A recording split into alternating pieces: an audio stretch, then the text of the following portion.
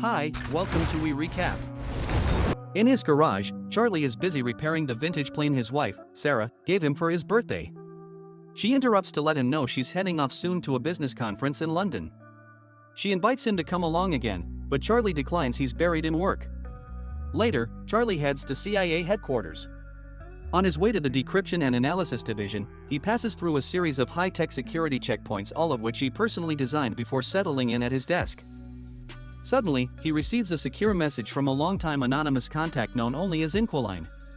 They've been exchanging intel for years, but this time, Inqualine warns that the classified documents they're offering could jeopardize the CIA itself. Charlie tries to pinpoint their location, guessing Istanbul, but Inqualine remains evasive. He begins analyzing the encrypted data, but even his brilliant mind can't immediately crack it. After a lunch break, Charlie returns to his office and gets a call from Sarah, informing him she's landed in London. But Charlie already knows he's been tracking her movements. Their conversation is brief as he's eager to return to the mysterious files. Unable to decode them, Charlie moves his work to a secure lab with more advanced systems. After significant effort, he finally decrypts the data and is horrified by what he finds. The documents reveal a covert government cover-up, a drone strike disguised as a suicide bombing that caused 150 casualties, including members of the French Special Forces and Danish Marines. The operation was authorized and concealed by Chief Moore, Charlie's direct superior. That night, Charlie tries calling Sarah, but she doesn't pick up. He leaves her a voicemail. The next day at CIA headquarters, Charlie is startled to find Moore waiting for him. Moore escorts him to the office of Director O'Brien, who has recently taken over leadership. She informs Charlie that there's been a terrorist attack at a London hotel and Sarah was among the victims. Charlie is in disbelief and asks to call her, but Moore turns on the news instead. The footage shows 4 terrorists storming the hotel, taking hostages, and killing 2 people. Moore then plays the security tape from the hotel, which confirms that Sarah was indeed one of the casualties. When Charlie gets home, he's met by a swarm of reporters and police trying to manage the crowd. A friend helps him quietly enter the house without drawing attention. The following day, Charlie confronts Moore and his supervisor Caleb, pressing them for answers. He finds it highly suspicious that the terrorists managed to slip past London's thousands of surveillance cameras and navigate traffic undetected. Moore assures him there's an ongoing investigation, but Caleb urges him to go home. Later, Charlie retrieves Sarah's body and belongings at the airport. At home, he opens her suitcase and finds a gift she'd bought for him, sending him into an emotional spiral. Unable to sit idly at home, Charlie returns to the CIA and uses the lab's secure systems to hack into hotel surveillance and traffic cameras around the incident. He reconstructs a timeline and presents it to his superiors. The 4 assailants hijacked a car in East End and entered the hotel through the service entrance, skillfully erasing any forensic evidence. They were scheduled to meet with representatives from Impact Investments, an Indonesian firm. Something went wrong, an argument erupted, and a security guard was shot dead while another was critically wounded. Hotel security alerted the police. In desperation, the attackers stormed a conference room and took hostages. Sarah was captured while trying to help other guests escape. Charlie performs voice and facial recognition and identifies the terrorists: Mishka from Moscow, ex-South African Special Forces operative Lawrence, a mercenary named Horst, and former intelligence agent Gretchen. Realizing Moore and Caleb show no surprise, Charlie deduces they already knew. They claim to be handling the situation and instruct him to see a therapist. The next day, Charlie hides a data chip inside his ID badge and bypasses the security scanners undetected. Back in his office, he prints the classified documents and uses a skimmer on the printer to create a digital copy.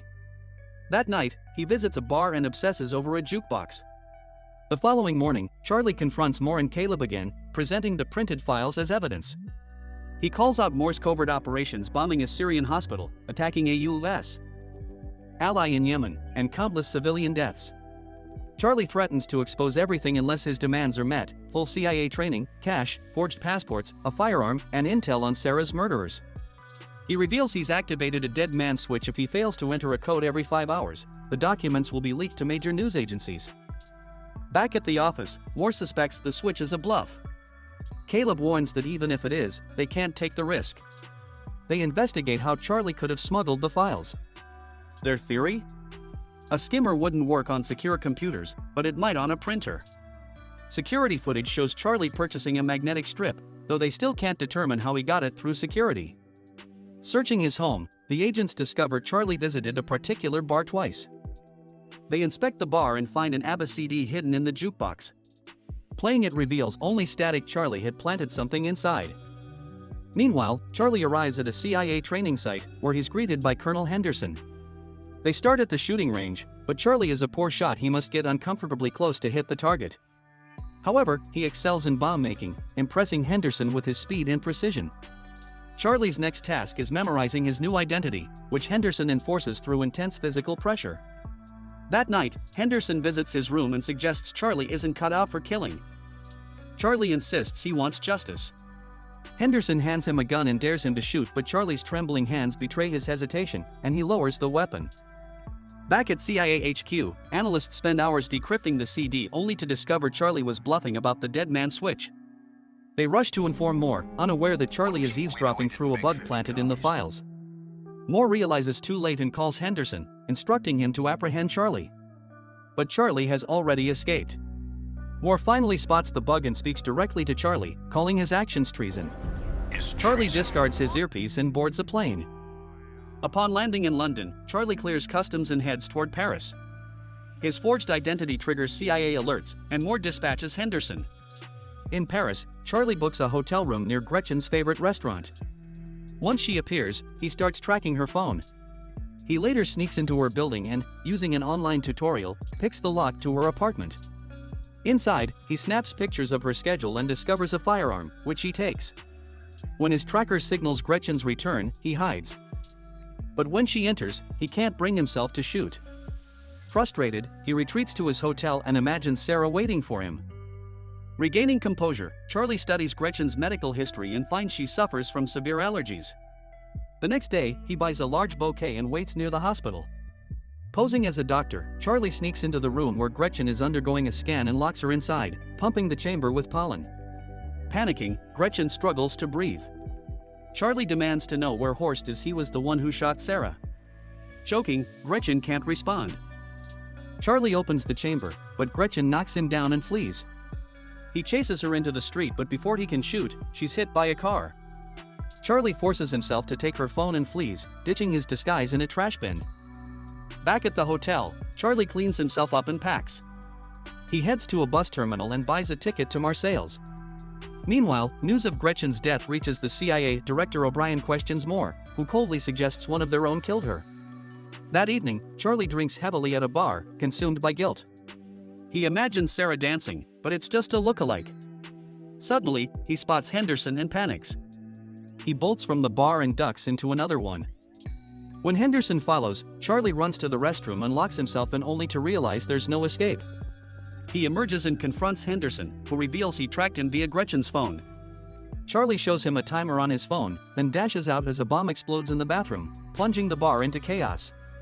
Henderson loses him in the mayhem. The phone tracker is now disabled. The next morning, Charlie contacts Inqualine and boards a cargo plane to Turkey. In Istanbul, he goes to a restaurant and sends her a message. He approaches a man he suspects is her, but is redirected by a woman who tells him to check his phone.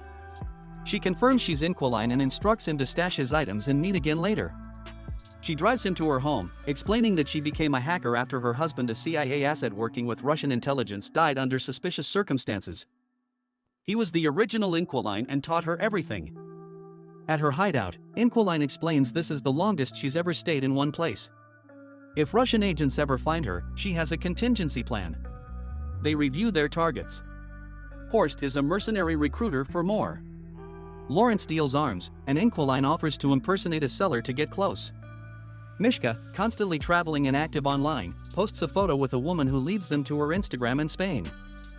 Meanwhile, Caleb instructs his team to monitor the mercs to trace Charlie. O'Brien warns Moore to stop running Black Ops without authorization. Moore gives her the same empty assurance he gave her predecessor. Later, her assistant shows her surveillance of Henderson in Spain Moore sent him without clearance. O'Brien dispatches her own agent. Charlie and Inqualine track Mishka through hotel surveillance in Madrid. Charlie books a room at the same hotel and learns Mishka loves swimming in a rooftop pool that bridges two towers. Henderson is already nearby. Charlie builds a device to sabotage the pool and hides it. At the bar, he spots a familiar man and realizes he's being tailed. Inqualine identifies the face as CIA. She warns Charlie to abort, but he insists on proceeding. When Mishka enters the pool, Charlie confronts him and demands Horst's location. Mishka mocks him and swims off, so Charlie triggers the device. The glass cracks, and Mishka plunges to his death as water floods the streets. Inqualine alerts Charlie to incoming agents. As he flees, Henderson is intercepted by O'Brien's man. They brawl in a laundry room until Henderson is shot. He retaliates and kills the agent. Charlie watches but flees on Inqualine's orders. The next day, O'Brien confronts Moore, who insists Charlie is on leave. But hotel footage proves otherwise. Caleb's team decrypts Charlie's chat logs and traces the mysterious Inqualine to the dead agent's wife. That night, Charlie and Inqualine fall asleep side by side for comfort. They're awakened by her bird security cameras show agents approaching. They flee through a hidden tunnel. From a nearby rooftop, Charlie sees a drone circling.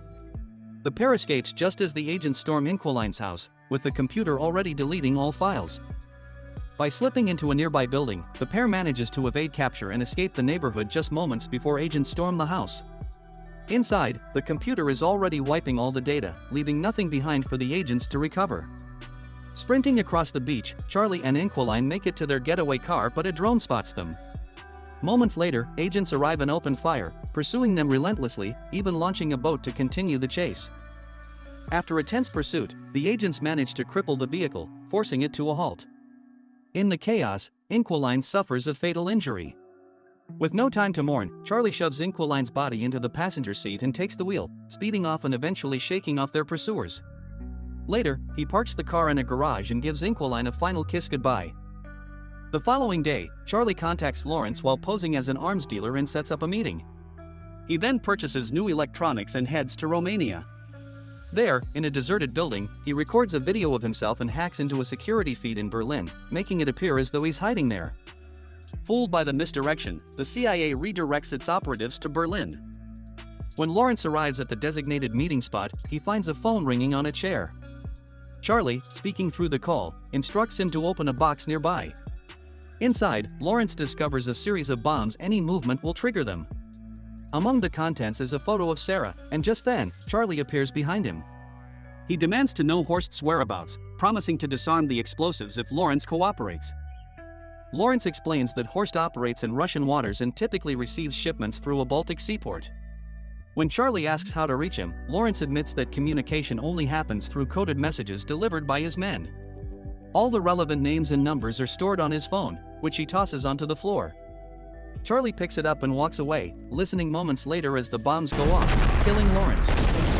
The CIA soon learns of Lawrence's death in Romania and realizes too late that the Berlin footage was faked. Meanwhile, in a Russian hotel, Charlie imagines Sarah beside him as he opens her final gift, a puzzle box. He quickly solves it and finds a heartfelt message from her hidden inside. The next morning, Charlie heads to the port and spots a suspicious-looking vehicle. He sends a coded message intended for Horst's men and observes a man near the car checking his phone.